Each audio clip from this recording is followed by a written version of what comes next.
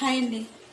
సమాజంలో చాలామంది ఓడిపోతున్నారు అంటే ఫ్రెండ్స్ గెలవలేక కాదండి, మూర్ఖులతో వాదించలేక. మూర్ఖుల మనసుని ఏ రోజు కూడా మెప్పించలేరు, మూర్ఖుని ఏ రోజు కూడా మార్చలేరు. ఈ రెండిటికి బదులు మనం మూర్ఖుల నుంచి నిందలకైనా అవమానాలకైనా సిద్ధపడి దూరంగా బతకగలిగేది, ఎన్ని కష్టాలైనా ఎదుర్కొని నిలబడగలిగేది మూర్ఖులు చేసే గాయాలని అవమానాలని సహించలేకే భరించలేకే.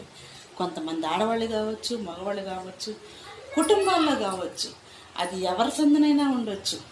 భర్తకు భార్య మూర్ఖురాలు కాపడచ్చు, భార్యకు భర్త మూర్ఖురాలు కావచ్చు.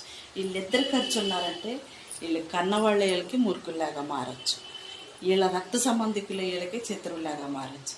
ఎందుకంటే మిమ్మల్ని అర్థం చేసుకోలేని వాళ్ళు కూడా మిమ్మల్ని ఎడగొట్టడానికి కారణం అవుతారు.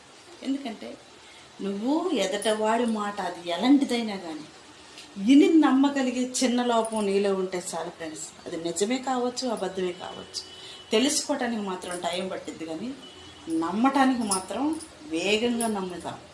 ఎందుకు? మన కుటుంబాన్ని మనం కోల్పోవచ్చు, మన జీవితాన్ని మనం వదిలేసుకోవచ్చు.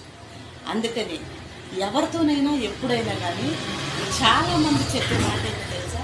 చెప్పుడు మాటలు చెప్పే వాళ్ళని దూరంగా పెట్టండి అంటారు.